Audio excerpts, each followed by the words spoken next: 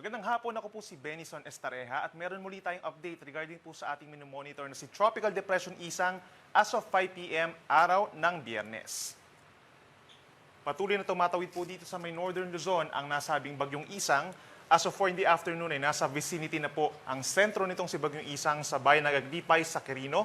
Taglay ang hangin pa rin na 55 km per hour malapit sa kanyang sentro at may pagbugso hanggang 90 km per hour. At may kabagalan po ang pagkilos nito west-northwest sa bilis na 15 km per hour. Base po sa ating latest satellite animation, kung mapapansin po nila, may makakapal na kulay puti associated po yan sa malalakas na mga pag-ulan o makakapal na ulap dulot nitong si Bagyong Isang. Malaking bahagi ng Northern and Central Luzon directly affected po ng nasabing bagyo. Dito naman po sa Metro Manila, natitirang bahagi pa po ng Southern Luzon, ito sa may parting Mimaropa, Western Visayas, Negros Island Region, hanggang dito sa may Zamboanga Peninsula and Bangsamoro Region. Asahan din po ang mga pag-ulan sa susunod na mga oras dahil yan sa southwest monsoon or hanging habagat na unti-unting pinalalakas nitong si Tropical Depression Isang. Bukod pa dyan, meron po tayong minomonitor na low pressure area naman dito po sa may ating eastern portion ng Philippine boundary. Nasa layong 1,010 kilometers east of southeastern Mindanao kaninang alas 3 ng hapon. Base sa ating analysis, maliit pa rin ang tsansa na itong low pressure area ay maging isang ganap na bagyo po sa susunod na 3 araw. Pero inaasahan po natin na magpapaulan ang low pressure area dito sa may silangang parte po ng Visayas and Mindanao sa susunod na 2 araw or over this weekend, particular na sa may Eastern Visayas, Caraga and Davao region. Base po sa latest track ng Pag-asa regarding kay Tropical Depression Isang, kikilos po ang bagyo westward sa susunod pa na 3 hanggang 4 na araw. So within the next 12 hours, ini-expect po natin, at least in the next few hours po, no, nandito na siya sa may coastal waters po ng La Union and Pangasinan. So mamayang gabi po yan, at simula naman mamayang gabi hanggang bukas ng madaling araw ay nasa may West Philippine Sea na ito. Inaasahan namang lalabas ng ating PAR ang Tropical Depression Isang either late morning bukas or early afternoon. Base naman po sa ating record, naglandfall po itong si Bagyong Isang sa may kasiguran Aurora kaninang 9:50 in the morning. At yung ating assessment nga po, no, lalabas siya ng PAR bukas na agad ng umaga or afternoon, West Philippine Sea na po mamayang gabi. Inaasahan din po na lalakas pa ang Bagyong Isang paglabas niya ng ating PAR or pagsapit niya dito sa may West Philippine Sea hanggang sa makalabas ng ating area of responsibility. So maliit na yung chance na magtataas pa tayo ng tropical cyclone wind signal number 2 hanggang signal number 1 lamang po. Pagdating naman sa kanyang lawak, nasa roughly 400 kilometers po yung kanyang diametro. So ibig sabihin mula dun sa gitna, nasa around 200 kilometers yung layo niya mula dun sa sentro, nahagi pa rin po ng malakas na hangin yung malaking bahagi ng northern and even dito rin po sa may central Luzon.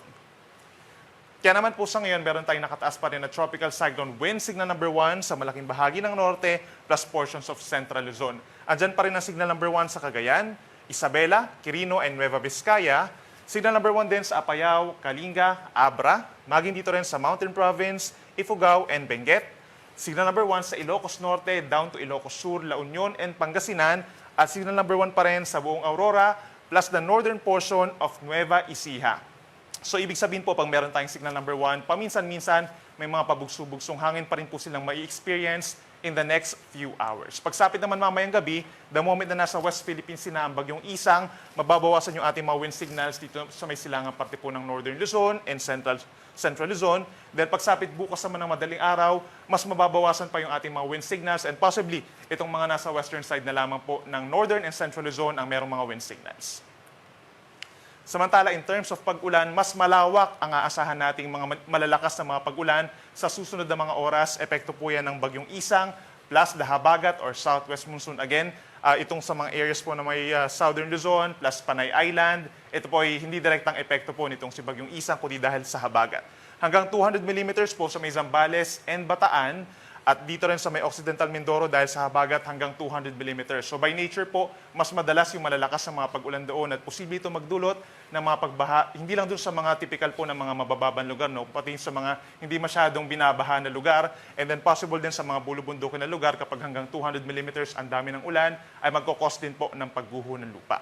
Dito naman sa mga kulay dilaw, possible yung minimum of 50 mm po, no? Lalo na sa mga susunod na oras, aasahan po yung paminsan-minsang malakas na ulan, dito sa ilang bahagi po ng Cagayan Valley, southern portion of Ilocos Region and Cordillera Region, maging sa natitirang bahagi ng Central Luzon, Metro Manila, 50 to 100 millimeters ang dami ng ulan sa mga susunod na oras. Dito rin po sa malaking bahagi ng Calabarzon, natitirang bahagi ng Mimaropa, Aklan, and Antique. Kaya may chances din po ng mga pagbaha sa mga mabababang lugar at hindi rin inalis yung chance ng mga pagguho ng lupa sa mga mountainous areas.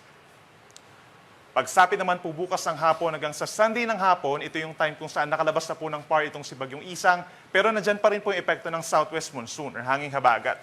Kaya aasahan pa rin po yung 50 to 100 millimeters na dami ng ulan. Ibig sabihin, paminsan-minsan, meron pa rin po tayong heavy rains over Zambales, Bataan, pababa ng Occidental Mindoro, at lalawigan ng Palawan. So make sure pa rin po na magdadala ng payong at makipag-coordinate sa inyong mga local government units sa mga nabanggit na lugar kung kinakailangan po lumikas.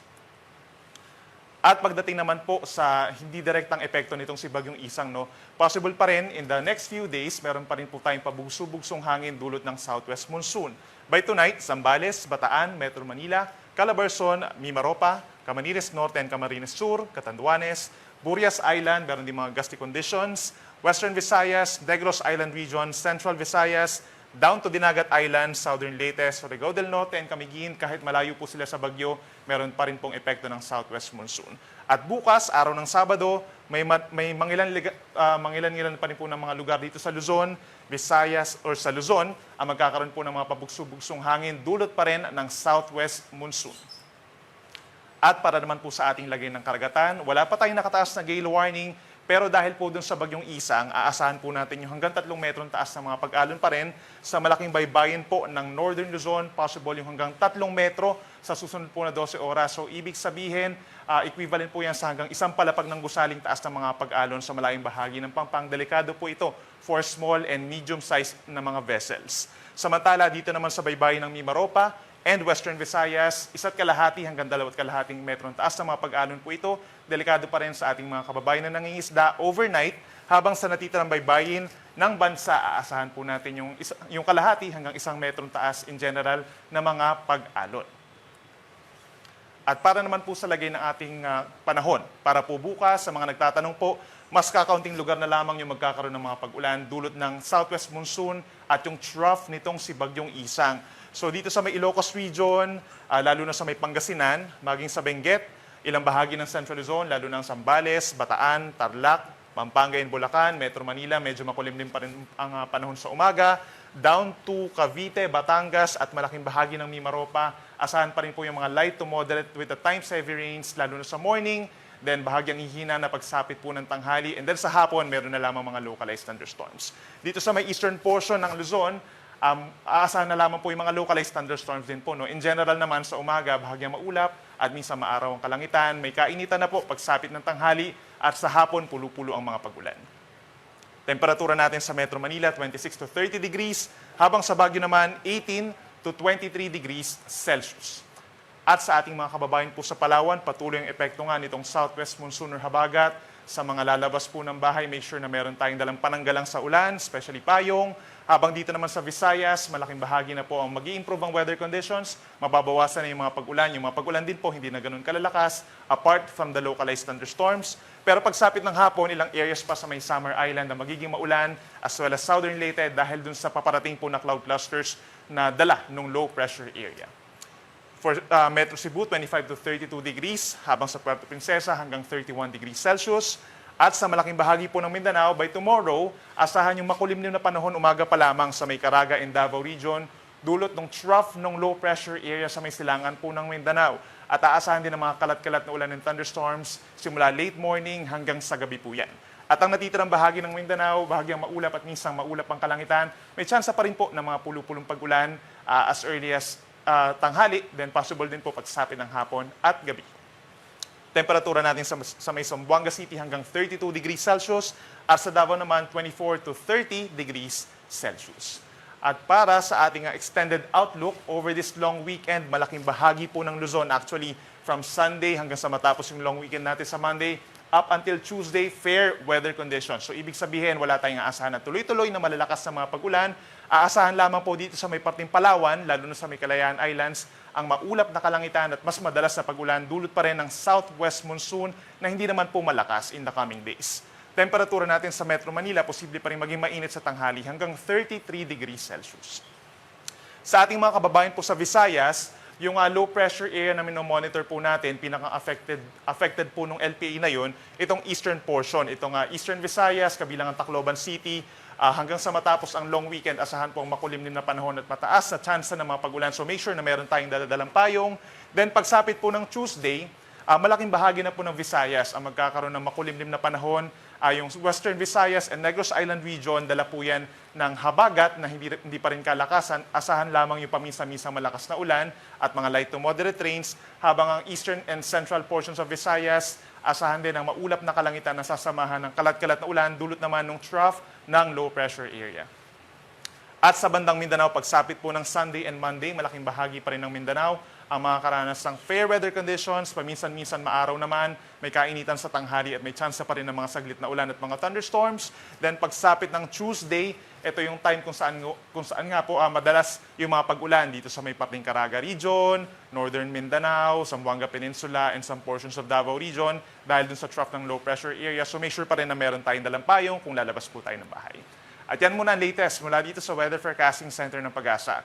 Ang next na update po natin ay mamayang alas 8 ng gabi at ang next na live weather report po ay mamayang alas 11 ng gabi. Ako muli si Benison Estareja, mag-ingat po tayo.